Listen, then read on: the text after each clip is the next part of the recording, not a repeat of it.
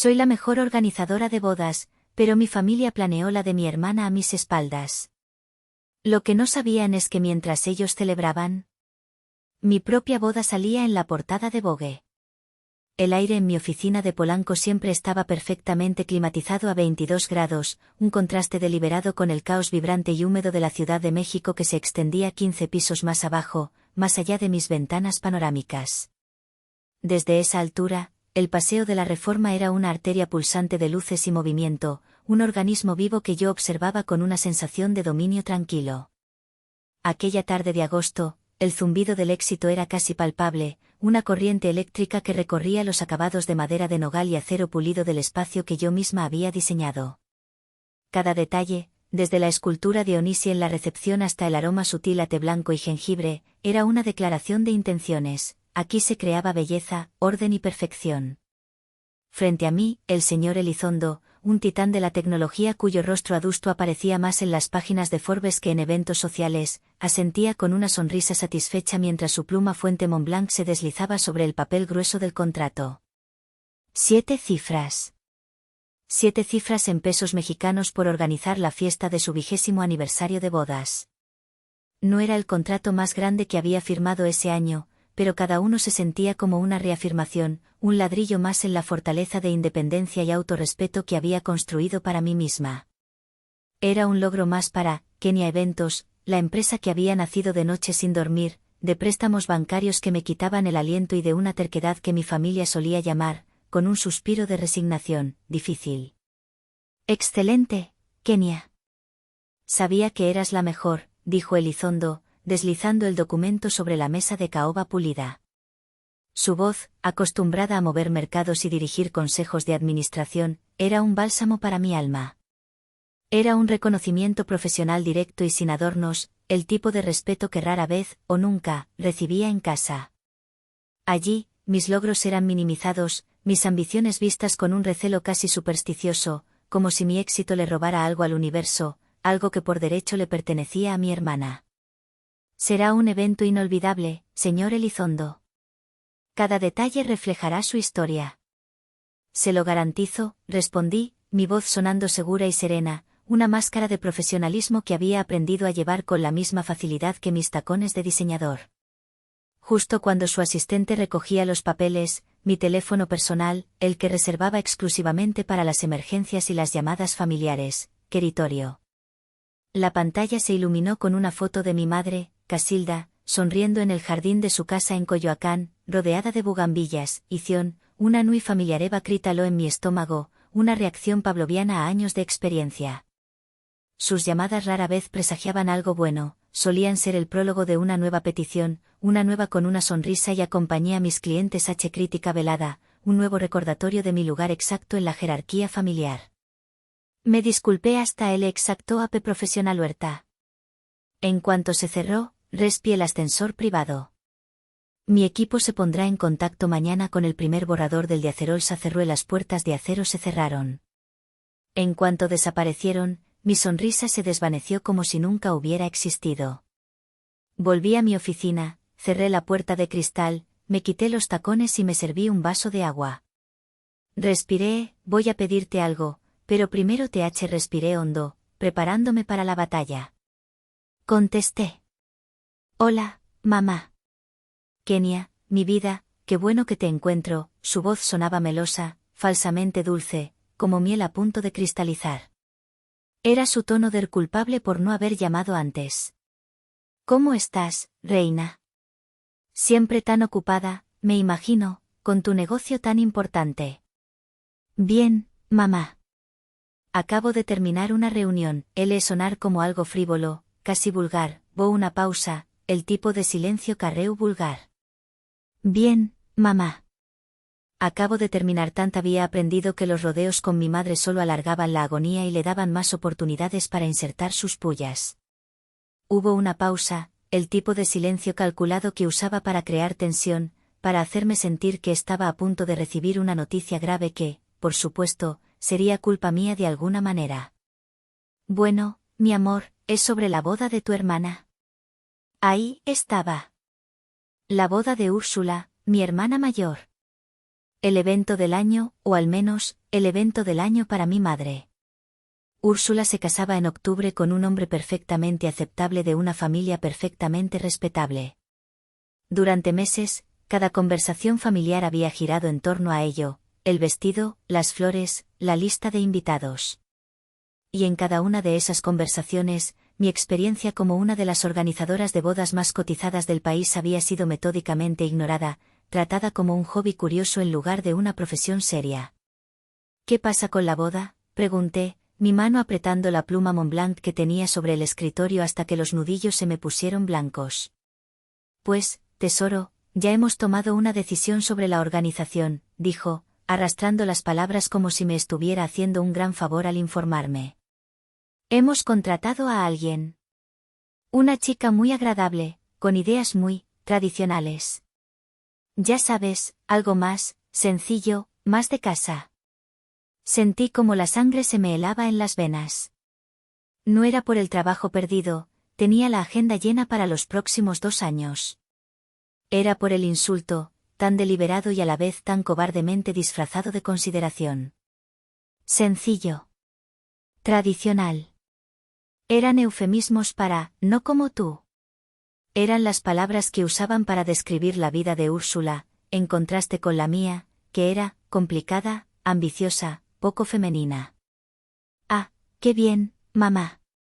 Me alegro de que hayan encontrado a alguien, mi voz era un autómata, desprovista de cualquier emoción. Miré el premio de Wedding Planner del año, que brillaba en mi estante. Una pieza de cristal pesado que de repente se sentía hueca, una baratija sin valor. Sí, pensamos que estarías demasiado ocupada con tus eventos grandes, continuó, y pude oír la sutil burla en la palabra grandes, como si mi éxito fuera una carga para todos, una excentricidad que debía ser tolerada pero no celebrada. Y, honestamente, Kenia, aquí venía el golpe de gracia, la verdadera razón envuelta en una falsa preocupación, tu estilo es abrumador. Demasiado profesional, ¿sabes? Haría que todos, especialmente tu hermana, se sintieran intimidados. Como si fuera un evento corporativo tuyo en lugar de su boda. Queremos algo íntimo, familiar, donde Úrsula pueda ser la única estrella. Abrumadora. Intimidante. Corporativa. Las palabras eran cuchillos envueltos en seda. Cada una de ellas era un código para lo que realmente pensaba, eres demasiado exitosa, demasiado visible, demasiado, tú. Y en el universo de mi madre, donde Úrsula era el sol frágil y delicado que necesitaba ser protegido, mi brillo era una amenaza, una sombra que debía ser contenida a toda costa. Mi mano, que había firmado un contrato millonario minutos antes sin un ápice de nerviosismo, temblaba ligeramente. Me imaginé mi respuesta real, la que gritaba dentro de mí, ¿abrumadora? ¿O es que mi competencia hace que la mediocridad de Úrsula sea demasiado evidente? ¿Intimidante? ¿O es que no soportan que una mujer de la familia gane más dinero que todos los hombres juntos? Pero no dije nada de eso. Entiendo, mamá. No te preocupes. Es el día de Úrsula, tiene que ser perfecto para ella, dije, repitiendo el mantra que me habían inculcado desde niña, el mantra que siempre me colocaba en segundo lugar, la eterna dama de honor de la vida de mi hermana. Exacto, mi vida. Sabía que lo entenderías. Eres tan razonable, dijo, claramente aliviada algo que yo hubiera aceptado. Scudestier aliviada de que yo hubiera aceptado mi destierro sin protestar, sin montar una de mis escenas dramáticas. Bueno, te dejo seguir con tus cosas importantes. Hablamos luego. Te quiero. Yo también, mamá, mentí, y la mentira me supo a ceniza en la boca. Colgué. El silencio de mi oficina, normalmente mi santuario, se sentía ahora como una celda de aislamiento. Me quedé mirando por la ventana el caos ordenado de la ciudad, un mundo que yo podía controlar, que yo podía embellecer, un mundo donde mi talento era celebrado. Un mundo tan lejano de la pequeña y asfixiante caja en la que mi propia familia insistía en meterme. Y en ese momento, una grieta, fina pero profunda, comenzó a formarse en los cimientos de la paciencia que había cultivado durante 29 largos años. La llamada de mi madre no fue un evento aislado, fue simplemente la inauguración de una nueva ala en mi vasta y bien documentada colección de agravios familiares. Un museo personal y silencioso cuyas exposiciones se remontaban a mi infancia, cada una catalogada con una precisión dolorosa. Cada vez que intentaba convencerme a mí misma de que estaba exagerando, que quizás era demasiado sensible, solo tenía que dar un paseo por las galerías de mi memoria para recordar que el patrón era real, consistente y cruelmente diseñado. La primera sala de mi museo estaba dedicada a la adolescencia, una época de comparaciones constantes que me enseñó a medir mi valor en relación con Yeseric, un evento para en hermana. La pieza central era un coche rojo y brillante. Para su fiesta de 15 años, un evento para el que mis padres hipotecaron la casa, Úrsula, que apenas había aprobado el curso con la ayuda con un enorme lazo dorado en el capó. Mi madre aplaudía, con lágrimas de orgullo en los ojos, mientras Úrsula posaba para las fotos con una expresión de aburrimiento ensayado. Visible y divertido, a ti, la herramienta para seguir trabajando en la sombra. La siguiente galería, mi madrea, más grande y con peor iluminación, es que lo necesita para sus clases de arte al otro lado de la ciudad, es por su futuro, justificó mi madre ante la mirada sorprendida de algunos familiares. El dinero, supe después por una indiscreción de mi padre, Teodoro, en una rara noche de honestidad etílica, provino del fondo que supuestamente habían creado para la universidad de ambas. Ese mismo año, yo cumplí 16. No hubo fiesta, solo un pastel comprado en el supermercado. Mis calificaciones eran impecables, había ganado un concurso de debate estatal y mi promedio era el más alto de mi generación. Mi regalo fue una laptop. Práctica, funcional y genérica, envuelta en un papel de regalo sobrante de Navidad. Para que sigas estudiando tanto, mi cerebrito, dijo mi madre, pellizcándome la mejilla con una condescendencia que me heló los huesos. Mientras cantábamos un «Feliz cumpleaños», desganado, Úrsula, desde la puerta, hizo sonar el claxon de su coche nuevo, un recordatorio sonoro de nuestra diferencia. El mensaje era inequívoco, a ella, el premio visible y divertido, el símbolo de estatus, a ti, la herramienta para seguir trabajando en la sombra. La siguiente galería, más grande y con peor iluminación, era la universitaria. La pieza destacada aquí era un viaje a Europa. Mientras yo hacía malabares con 2 trabajos de medio tiempo, uno en una cafetería donde el olor a café quemado se me impregnaba en el pelo y otro transcribiendo audios de juicios para un despacho de abogados hasta las 3 de la mañana, para pagar mis libros de administración de empresas en una universidad pública, mis padres financiaron un viaje de inmersión artística de 6 semanas a Florencia para Úrsula. Costó, según escuché a mi padre lamentarse en voz baja una noche después de una discusión sobre tarjetas de crédito, más de 200.000 pesos que podríamos haber invertido mejor. Las fotos de Úrsula posando con el David de Miguel Ángel, comiendo gelato en el Ponte Vecchio y comprando bolsas de cuero en la vía de Tornabuoni inundaron las redes sociales de la familia. Nuestra artista absorbiendo cultura, escribía mi madre debajo de cada foto, como si mirar cuadros fuera un trabajo agotador. Ese mismo semestre, yo gané el primer lugar en una competencia nacional de planes de negocio. Mi proyecto, Eventos Boutique, experiencias a medida, fue elogiado por los jueces por su innovación y viabilidad. El premio incluía una beca y el capital semilla que se convertiría en el fundamento de Kenia Eventos. La ceremonia de premiación fue un sábado por la tarde en el auditorio de la universidad. Mis padres prometieron ir. Juraron que estarían en primera fila. Claro que sí, mi amor, no nos lo perderíamos por nada, me rezó de una fiesta anoche con una A con acento P. Envió un mensaje de texto. Ni siquiera tuvo la decencia de llamar. Mi vida, imposible llegar. Tu hermana regresó de una fiesta anoche con una migraña terrible, está postrada en cama, pobrecita. Necesita a su mamá. Mucha suerte. Mándanos fotos. Recibí mi premio sola en un auditorio medio vacío, el aplauso de los extraños sonando hueco. Las sillas que había guardado para ellos permanecieron vacías. Esa noche, vi una historia de Instagram de una de sus amigas, Úrsula, radiante y sin rastro de migraña, en un brunch con mimosas en la Condesa. La mentira era tan descarada que ni siquiera me dolió, simplemente confirmó lo que ya sabía. Pero la sala más dolorosa era la más reciente, la dedicada a mi vida profesional, la que demostraba que nada había cambiado, que mi éxito solo había intensificado su necesidad de minimizarme. Hacía 3 años, cuando finalmente inauguré las oficinas de Kenia Eventos, en Polanco, organicé una pequeña fiesta de lanzamiento.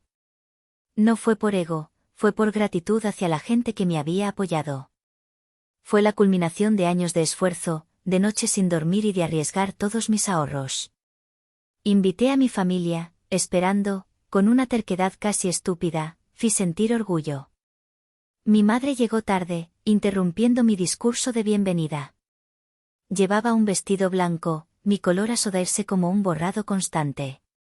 El amor no debería requerir que te encojas para que otro pueda ocupar más espacio. Inversionistas que estaban considerando fin color de la suerte, un detalle que le había mencionado por teléfono. Mientras me abrazaba efusivamente frente a un grupo de inversionistas que estaban considerando financiar mi expansión, su copa de vino tinto se resbaló accidentalmente, manchando todo el frente de mi atuendo. ¡Ay, qué torpe soy! Con la emoción, exclamó con una risa nerviosa que no engañó a nadie. El vino estaba helado, y el shock fue tanto por la temperatura como por la malicia del acto. Pasé el restolgo mi propia fiesta sintiéndome cohibida y desarreglada, intentando cubrirnos mancha púrpura con una carpeta. Mientras tanto, Úrsula, a quien le había pedido la simple tarea de confirmar la asistencia de algunos blogueros de estilo de vida, convenientemente olvidó enviarles la dirección correcta. Ay, hermanita, con tantas cosas en la cabeza, se me pasó. Perdón, me dijo con una sonrisa vacía, mientras revisaba su propio Instagram. Ninguno de ellos llegó. Cada uno de estos recuerdos era una cicatriz, un recordatorio de que mi papel en la familia no era el de una hija, sino el de una actriz de reparto en la obra de teatro de la vida de Úrsula. Yo era el contraste que la hacía brillar, la responsable que la hacía parecer despreocupada, la exitosa que hacía que su mediocridad pareciera una elección bohemia y artística. Y durante años, había aceptado ese papel. Lo había hecho porque amaba a mi familia, o al menos, amaba la idea de la familia que anhelaba tener, la que veía en las bodas que organizaba para otros. Pero mientras estaba sentada en mi oficina, con el eco de las palabras de mi madre todavía resonando, me di cuenta de que el amor no debería sentirse como un borrado constante. El amor no debería requerir que te encojas para que otro pueda ocupar más espacio. La llamada sobre la boda no era solo sobre una boda. Era sobre todo.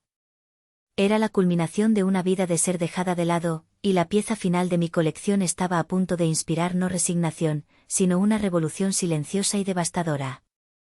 La procesión de la autocompasión duró exactamente 24 horas, un luto personal que me permití en la soledad de mi apartamento con una botella de vino caro, música triste y la vista de la ciudad parpadeando indiferente a mi dolor. Al día siguiente, me reconstruí pieza por pieza, como tantas otras veces. Me sumergí en el trabajo, usando la planificación de eventos ajenos como un ungüento para mis propias heridas, encontrando orden en el caos de otros para ignorar el mío. Me convencí a mí misma de que no importaba, que era mejor así, que organizar la boda de mi hermana habría sido una pesadilla logística y emocional. Era una mentira, pero era la mentira que necesitaba para seguir funcionando. Fue durante una visita a uno de mis proveedores de flores de confianza, en el corazón del bullicioso y fragante mercado de Jamaica, donde el universo, con una ironía cruel y un sentido del humor retorcido, decidió que aún no había sufrido lo suficiente. Armando, el dueño del local, el jardín secreto, un hombre con manos callosas por décadas de trabajo y una sonrisa que podía iluminar el invernadero más oscuro, me saludó con su habitual calidez. Su puesto era un oasis de belleza, un estallido de colores y aromas que normalmente me calmaban. Kenita. ¡Qué milagro! Justo pensaba en ti. Pasa, pasa, te tengo unas peonías que parecen nubes de atardecer, dijo, su voz retumbando entre los cubos de flores. Hola, Armando. Vengo a ver las orquídeas para el evento de Elizondo, respondí, forzando una sonrisa e inhalando el aroma embriagador de la tierra húmeda, los eucaliptos y los pétalos frescos. Siempre me sentía en paz aquí, pero hoy, una extraña inquietud se aferraba a mí.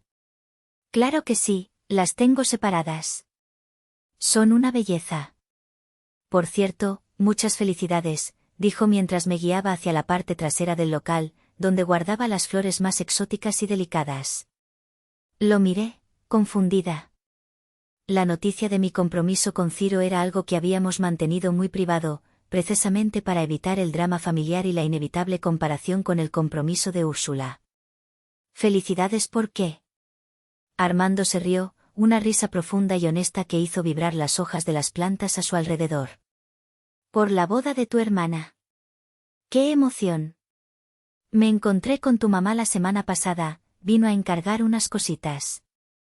Está que no cabe de la felicidad. Y déjame decirte, están tirando la casa por la ventana. San Miguel de Allende en octubre. Precioso. Escuché que el presupuesto para las flores es una locura, casi $500,000 solo en flores. ¡Qué bárbaros!». Sentí un pinchazo agudo, como una aguja de hielo clavándose lentamente en mi pecho. $500,000. La boda, sencilla y griega, de casa, tenía un presupuesto floral que superaba el costo total de muchas de las bodas que yo organizaba. «¿San Miguel de Allende?», repetí, mi voz apenas un susurro, asegurándome de haber oído bien. «Sí, mujer. En una hacienda espectacular. Y el concepto que eligieron, una maravilla», continuó Armando, ajeno a mi tormenta interior. «Muy de tu estilo, de hecho. Lo llamó tu mamá, Frida Kahlo contemporánea. Lleno de bugambillas, dalias, colores vibrantes pero con un toque moderno y minimalista. Dice que la organizadora que contrataron, una tal Rebeca, es muy específica, pero que la idea original fue de Úrsula. Qué talento, ¿verdad? Con razón dicen que lo de ustedes es de familia». El mundo a mi alrededor pareció desvanecerse. El zumbido del mercado se convirtió en un ruido blanco. El aroma de las flores se volvió sofocante, nauseabundo. Rebeca. Conocía perfectamente a Rebeca. Era una competidora que había construido su reputación imitando descaradamente mis diseños, una sombra pálida de mi trabajo, conocida en la industria por su falta de originalidad. ¿Y el concepto? Frida Kahlo contemporánea. Esa idea era mía. No de Úrsula. Mía. La había desarrollado hacía 2 años, una visión que había esbozado en mi cuaderno de notas una noche de insomnio creativo. Se la había descrito con una pasión casi febril a mi madre y a Úrsula durante una cena, contándoles cada detalle, desde los manteles de lino bordados por artesanos de Oaxaca hasta los centros de mesa con calaveras de azúcar pintadas a mano y personalizadas para cada invitado, un homenaje a la dualidad de la vida y la muerte en el arte de Frida. Recuerdo sus reacciones con una claridad dolorosa. Mi madre me miró con esa expresión de vaga impaciencia que reservaba para mis ideas locas. «Suena complicado, hija. Mucho trabajo. ¿No es más fácil poner rosas y ya?». Úrsula simplemente se encogió de hombros, más interesada en su teléfono. «No sé, Frida es tan cliché, ¿no crees?». Y ahora, no solo me habían excluido, no solo me habían mentido sobre la escala del evento, sino que habían tomado mi alma creativa, mi propiedad intelectual, mi pasión, y se la habían entregado a mi rival. Era un acto de traición en múltiples niveles, un saqueo a plena luz del día, perpetrado por las 2 personas que se suponía debían ser mis mayores defensoras. La frase de Armando, «lo de ustedes es de familia», resonó en mi cabeza como la más cruel de las burlas. «Kenia. ¿Estás bien?». Te pusiste pálida como un alcatraz, la voz de Armando me trajo de vuelta a la realidad. Forcé una sonrisa que se sintió como una mueca, como si los músculos de mi cara se estuvieran rompiendo. Sí, solo, el calor. Y no he comido. Armando, discúlpame, se me hizo tarde para una cita. Te llamo más tarde por lo de las orquídeas. Salí del mercado casi corriendo, tropezando con cubos de flores, sin importarme las miradas de la gente. Me metí en mi coche, cerré la puerta y el silencio presurizado del interior finalmente rompió mi compostura. Pero no lloré. Las lágrimas se sentían como un lujo que no podía permitirme, una debilidad que ya no me representaba. Lo que sentí fue algo mucho más frío y afilado, una rabia pura, cristalina, que quemaba todo el dolor y lo convertía en combustible. Habían cruzado una línea. Habían tomado mi trabajo, mi pasión, y lo habían usado en mi contra. Esto ya no era un desaire familiar. Era una declaración de guerra.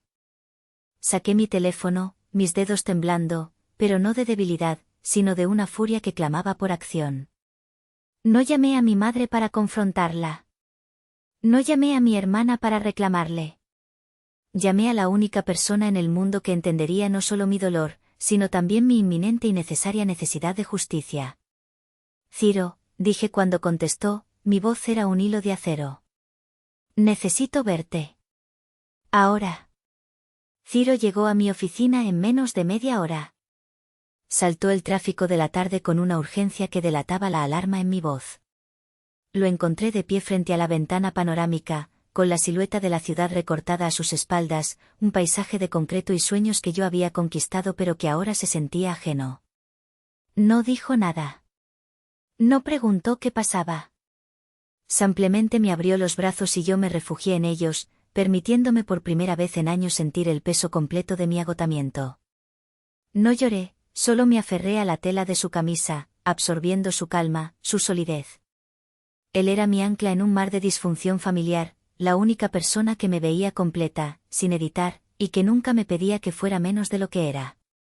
Después de un largo silencio, me aparté y, con una voz desprovista de emoción, como si narrara la historia de otra persona, le conté todo. La llamada de mi madre, la mentira sobre la boda sencilla, el encuentro con Armando en el mercado de flores, la revelación del presupuesto, la contratación de mi rival y, lo peor de todo, el robo descarado de mi concepto, Frida Kahlo contemporánea. Mientras hablaba, coloqué mi tablet sobre la mesa y abrí el archivo de esa propuesta, mostrando los bocetos, la paleta de colores, la justificación conceptual. La evidencia era irrefutable. Ciro escuchó pacientemente, sin interrumpir, pero vi cómo su mandíbula se tensaba a medida que yo hablaba, cómo sus ojos se oscurecían con una ira protectora que era casi más gratificante que cualquier palabra de consuelo. Cuando terminé, un silencio pesado llenó la oficina. Esperaba que me sugiriera lo de siempre: habla con ellos, intenta razonar, establece límites más firmes. Él era un arquitecto, un hombre de lógica y estructuras, y siempre buscaba la solución más práctica y menos destructiva. Pero esa vez fue diferente. Me tomó de las manos, que estaban heladas a pesar del calor de la tarde, me miró, no a la empresaria exitosa, sino a la mujer herida que se escondía debajo, y me hizo una pregunta que lo cambió todo. Han pasado 30 años, mi amor, tratando de encajar en una caja que ellos diseñaron para ti. Te has encogido, te has disculpado por brillar, has esperado una invitación a una fiesta que nunca fue para ti, dijo, su voz suave pero con un filo de acero. Has jugado según sus reglas y siempre has perdido. Mi pregunta no es qué vas a decirles. Mi pregunta es, ¿qué pasaría si, por un solo día, construyeras tu propio universo? La pregunta flotó en el aire, audaz, radical y revolucionaria. La idea me aterrorizó. La niña dentro de mí, la que todavía buscaba desesperadamente una migaja de aprobación de su madre, gritó en pánico. Sería el fin. La ruptura definitiva. El exilio. Pero entonces, otra voz, más fuerte y más profunda, la de la mujer que había construido un imperio desde la nada, la de la mujer que negociaba con multimillonarios y creaba magia de la nada, respondió. Sintió una oleada de poder, una posibilidad estimulante, casi vertiginosa. ¿Qué quieres decir?, susurré, aunque ya sabía la respuesta, y la anticipación me erizó la piel. Quiero decir, el 26 de octubre. Es un sábado. El día de su boda. En lugar de quedarte en casa sintiéndote miserable, o irte a un spa sin pedir permiso. Si el dinero, el tiempo y la opinión de los demás no fueran un factor, ¿cuál sería tu día perfecto? Cerré los ojos. Me imaginé el 26 de octubre. Me imaginé a mi familia en San Miguel de Allende, celebrando una boda construida sobre una mentira, usando mi creatividad como decoración. Sentí la punzada de la exclusión, la amargura de la traición. Y luego, forcé esa imagen a desaparecer. ¿Qué quería yo? La respuesta surgió, no de mi mente calculadora, sino de mi corazón herido, con una claridad sorprendente. Quería belleza. Quería autenticidad. Quería amor. El amor que Ciro me daba tan incondicionalmente, el amor que merecía celebrar en mis propios términos. Es una exploración de la intimidad, el lujo silencioso y el diseño mexicano contemporáneo. Bosco hará las fotos. Es un proyecto muy... Abrí los ojos y lo miré. La duda que había nublado mi rostro fue reemplazada por una determinación de acero que no había sentido en años. Prepara tu pasaporte, Ciro, dije, mi voz no era un susurro, sino una declaración. Nos vamos a la ruta del vino. Nos vamos a casar. La sonrisa de Ciro fue lenta, amplia y absolutamente deslumbrante. No mostró sorpresa, solo reconocimiento, como si hubiera estado esperando este momento durante mucho tiempo. Pensé que nunca lo pedirías. El mismo día que ellos, añadí, y esta vez, había un toque de malicia en mi voz, un toque de la venganza que tanto me merecía. No sería una venganza de gritos y confrontaciones. Sería una venganza de felicidad. La felicidad como el acto de rebelión definitivo. Lo que siguió fue una explosión de energía creativa. La organizadora de bodas que habían desterrado se despertó, pero esta vez, la cliente era yo. Y no iba a ser una venganza ruidosa y vulgar. Sería silenciosa, elegante y letal. Sería una obra de arte. Saqué mi agenda personal, la de cuero negro, la que contenía los números de los mejores, no solo de México, sino del mundo. No quiero una gran boda, le dije a Ciro, que me observaba, fascinado, mientras mi mente trabajaba a toda velocidad, dibujando diagramas en una servilleta. Quiero un elopement.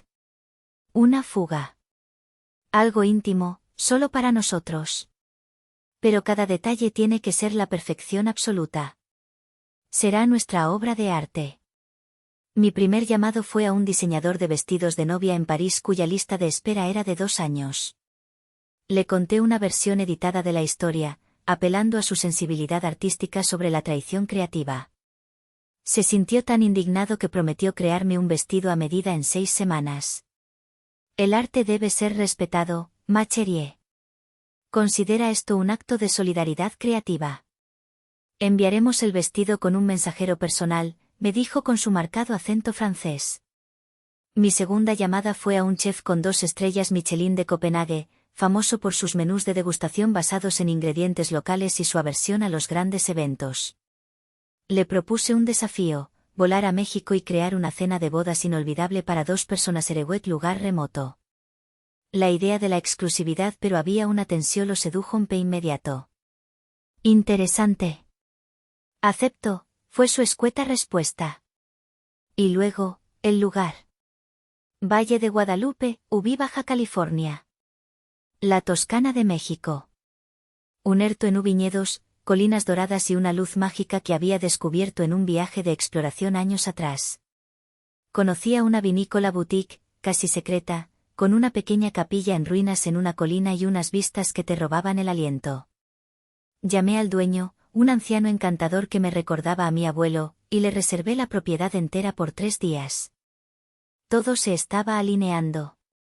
Y mientras planeaba mi boda secreta, la boda que sería la antítesis estética y espiritual de la de mi hermana, sentí que algo dentro de mí se sanaba. No estaba huyendo de ellos. Estaba corriendo hacia mí misma, hacia la vida que siempre había merecido. Las siguientes 6 semanas se convirtieron en mi proyecto más apasionante y clandestino. De día, era la profesional consumada, dirigiendo, Kenia eventos, con una eficiencia impecable, orquestando las celebraciones de otros con una sonrisa serena. De noche, era la arquitecta de mi propia rebelión. Ciro y yo nos reuníamos en secreto, no en nuestra casa donde una visita inesperada de mi madre podría ocurrir, sino en su estudio de arquitectura, un espacio de planos, maquetas y el aroma a café fuerte. Allí, rodeados de los sueños de otros, construíamos el nuestro. Con mapas, catálogos y copas de vino de Nebbiolo, planeábamos nuestra fuga perfecta. El secretismo era parte de la emoción, era nuestro pequeño universo, inmune a la toxicidad y el juicio de mi familia. El primer paso era asegurar al cómplice perfecto, el narrador visual de nuestra historia. Llamé a mi mejor amigo, Bosco, un fotógrafo cuyo trabajo aparecía regularmente en las portadas de Condé Nast Traveler y National Geographic. Era más un artista que un fotógrafo, un poeta de la luz, y mi confidente más cercano fuera de Ciro. Bosco, necesito un favor monumental, le dije, sin preámbulos, mientras caminaba por mi balcón una noche. ¿Qué tan apegado estás a esa sesión de fotos de un glaciar en París para la semana del 26 de octubre? Sabía que era una pregunta ridícula. París no tiene glaciares, era nuestra broma interna para referirnos a trabajos aburridos pero bien pagados. Hubo un silencio al otro lado de la línea, seguido de una risa seca. ¿Glaciares en París? ¿A quién tengo que congelar esta vez? Suenas peligrosa, Kenia. Me gusta. Le conté todo, cada detalle humillante, desde la llamada de mi madre hasta la revelación de Armando. Cuando terminé, Bosco soltó una carcajada tan fuerte, tan llena de indignación y deleite, que tuve que apartar el teléfono de mi oído. No puedo creerlo. Te robaron tu idea. Esos caníbales. Kenia, no solo cancelo los glaciares inexistentes de París, sino que te juro que las fotos de tu boda harán que la de tu hermana parezca una fiesta de cumpleaños infantil en un salón de fiestas de barrio. Cuenta conmigo. Será mi obra maestra. Su lealtad incondicional fue un bálsamo. Con Bosco a bordo, el elemento visual estaba garantizado. Él entendía mi estética mejor que nadie. No quería poses forzadas ni sonrisas falsas. Quería la verdad, el atario, atardecer sobre los viñedos, una lágrima furtiva en el ojo de Ciro, el viento jugando con la seda de mi vestido. Mientras tanto, la comunicación con mi familia era un campo minado que navegaba con la precisión de una experta en desactivar bombas. Respondía a sus mensajes de texto con monosílabos y emojis de pulgares arriba. Asentía en las llamadas telefónicas semanales mientras mi madre despotricaba durante 20 minutos sobre el drama de elegir el tono correcto de servilletas, ¿es marfil o blanco hueso, Kenia? ¿Tú qué sabes de esto, para la boda de Úrsula? Me convertí en una maestra del ruido blanco emocional, presente pero ausente, un eco cortés en el teléfono. Incluso tuve una comida con mi padre, Teodoro, a petición suya. Me llevó a su restaurante favorito de comida española, un lugar oscuro y lleno de nostalgia. Intentó, a su manera torpe y pasiva, sondear el terreno. ¿Estás bien, hija? Te noto, distante. Pero antes de que pudiera responder, él mismo se contestó, mirando su copa de vino. Bueno, es mucho trabajo lo que tienes. Tu madre está muy estresada con la boda, ya sabes cómo es. Intenta ser paciente con ella. Y así, cualquier oportunidad de una conversación real se desvaneció. Él siempre elegía el camino de menor resistencia, que era siempre el camino de mi madre. Le di una sonrisa triste y asentí. A principios de octubre, como un reloj, llegó la llamada inevitable. Era mi tía Brígida, la hermana de mi madre y la principal informante y operadora política del clan familiar. Kenia, sobrina, ¿cómo estás?, empezó, su voz goteando una falsa preocupación que podría haber endulzado el café más amargo. Tu mamá me dice que andas muy callada. Estábamos pensando, ya que no vas a estar en la boda, lo cual es una verdadera lástima, ¿no crees que sería un lindo gesto comprarle a tu hermana un regalo de bodas realmente espectacular? Algo grande. Un viaje, quizás. La luna de miel a Tailandia es carísima. Ya sabes, para que vea que no hay rencores, que la apoyas de corazón. La manipulación era tan torpe, tan transparente, que casi me reí. Querían que financiara la luna de miel después de haberme desterrado. La audacia era casi admirable. Pero en lugar es eso, juguetada y triste por todo esto que Ciro y yo hemos decidido tomarnos unas pequeñas vacaciones ese fin de semana. Un retiro de bienestar en Oaxaca, para despejarnos y hacer yoga, Instagram de Vogue México acababa de publicar. No era una historia, era una publicación permanente en su feed principal, un carrusel de Think Yoga. Pero claro que le enviaré un regalo a Úrsula. Algo inolvidable. La mentira sobre Oaxaca fue tragada sin dudar. Era la coartada perfecta. Una hija, difícil, pero razonable, que se retiraba elegantemente para no causar problemas. Mi tía colgó, satisfecha, sin duda para informar a mi madre de que su táctica había funcionado y que la rebelde había sido contenida. No tenía ni idea de que mi retiro de bienestar implicaría un vestido de alta costura y un sí, aceptó. Con la coartada establecida, llegó el momento del jaque mate. Tenía el número personal de Adanari Montes, la legendaria y temida editora en jefe de Vogue México. Era un contacto que había cultivado durante años, basado en el respeto mutuo. La llamé una tarde, mi corazón latiendo con una mezcla de audacia y terror. Adanari, habla Kenia. Espero no molestarte. Kenia, querida. Nunca molestas. Tu tiempo es dinero, igual que el mío. ¿Qué tienes para mí? Su voz era cortante, eficiente, siempre al grano. Estoy trabajando en un proyecto. Muy personal. Un editorial conceptual en el Valle de Guadalupe el 26 de octubre, dije, eligiendo mis palabras con sumo cuidado. Es una exploración de la intimidad, el lujo silencioso y el diseño mexicano contemporáneo. Bosco hará las fotos. Es un proyecto muy especial y pensé que el concepto podría fascinarte. Si te interesa, le puedo decir a Bosco que te envíe un par de imágenes en exclusiva esa misma noche. Sin compromiso. La clave estaba en las palabras, personal, exclusiva, e intimidad. Sabía que Adanari estaba cansada de las bodas opulentas y vacías que llenaban sus páginas. Le estaba ofreciendo algo diferente, algo real, envuelto en una aura de misterio. Hubo una pausa. Podía oírla teclear en su computadora, el sonido era como el de un reloj haciendo una cuenta regresiva. Valle de Guadalupe, interesante. Está en tendencia. Y con Bosco, es una garantía. Suena a una historia. Mándame las fotos, Kenia. Si son tan buenas como suenan, podríamos tener un espacio en la Webcionaue antes de que pudiera cambiar de opinión. El cebo estaba puesto. Todas las piezas estaban en su lugar. La boda de mi hermana sería una gran producción, ruidosa y predecible.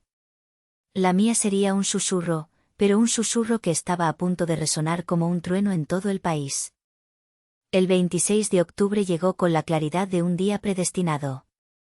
El sol se alzaba sobre México, iluminando dos escenarios, dos realidades, dos bodas que no podrían ser más diferentes, separadas por 2000 kilómetros de desiertos, montañas y secretos. En San Miguel de Allende, un ejército de personal corría por los patios de una hacienda histórica, sus radios crepitando con órdenes urgentes. Yo estábamos a kilómetros de distancia, cenando bajo un manto de estrellas tan denso que parecía que podías tocarlas. El chef nos la boda de Úrsula era una producción masiva para 300 invitados. La decoración, mi idea robada de Frida Kahlo contemporánea, se había traducido en una explosión de colores tan estridente que bordeaba la caricatura. Flores de papel gigantes chocaban con manteles de lentejuelas. Había demasiadas bugambillas, demasiadas dalias, demasiados cráneos de azúcar sonriendo macabramente desde cada esquina. Era una interpretación literal y sin alma de una idea que requería sutileza. Mariachis ensayaban en una esquina mientras una DJ probaba un ritmo de reggaetón en otra. Y en el centro de todo, mi madre, Casilda, con un auricular de comunicación y una tablet en la mano, ladrando órdenes a los meseros como si fuera una generala en el campo de batalla. Úrsula, en su suite, era un manojo de nervios. Su vestido, enorme y recargado de encajes y pedrería, parecía llevarla a ella en lugar de al revés. La vi en una foto que una prima subió a Instagram, estaba hermosa, sí, pero su sonrisa no llegaba a sus ojos. Había una tensión palpable en el aire, una ansiedad por cumplir con las expectativas, por montar el espectáculo perfecto. La atmósfera no era de celebración, sino de representación. A más de 2000 kilómetros de distancia, en el corazón del Valle de Guadalupe, el ambiente era de una serenidad casi sagrada. Me desperté con el sonido del viento susurrando entre las vides. No había caos, ni personal corriendo. Solo la calma dorada de la mañana. Ciro me trajo café y nos sentamos en la terraza de nuestra pequeña villa, en silencio, simplemente estando juntos, viendo cómo la niebla se disipaba sobre las colinas. Mi vestido, la obra maestra parisina, colgaba de una viga de madera. Era de una simplicidad exquisita, una columna de seda color perla que se movía como agua.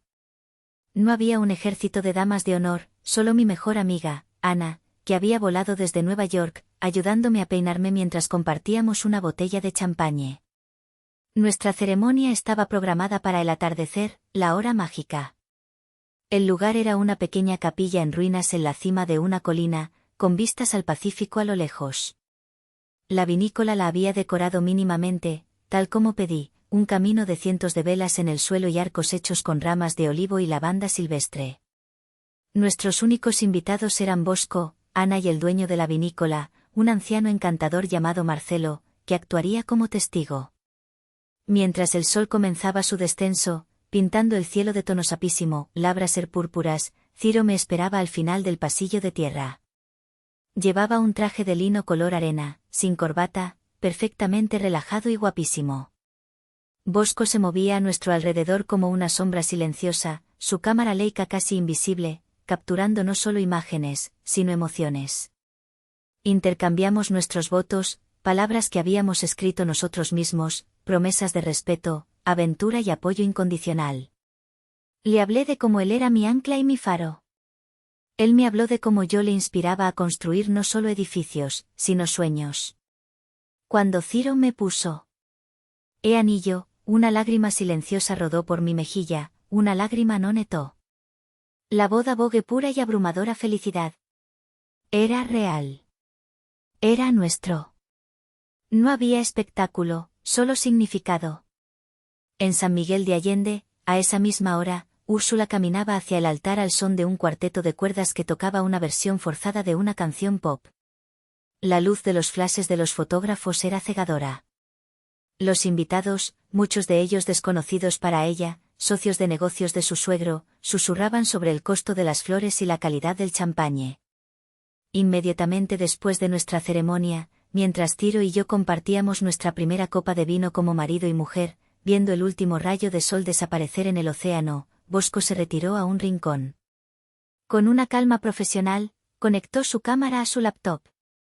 En menos de 10 minutos, seleccionó las 5 fotografías más impactantes del día, yo caminando hacia Ciro con el sol poniéndose detrás de mí creando un halo de oro, un primer plano de nuestras manos entrelazadas con los anillos, la tierra del viñedo bajo nuestras uñas, una toma amplia de nosotros dos, figuras diminutas en la inmensidad del paisaje, una risa espontánea y compartida durante los votos, come beso, con la última luz del día bañándonos en un resplandor dorado. Adjuntó los archivos through correo electrónico. El destinatario, el equipo editorial de Adanari Montes en Vogue, México. Asunto, Endo. Eran las 8 de la noche en San Miguel de Allende. La recepción de Úrsula estaba en su apogeo. Una banda de salsa tocaba a un volumen ensordecedor, los invitados bailaban en una pista de baile iluminada con luces de neón y el tequila fluía libremente de una barra de hielo esculpida con las iniciales de los novios.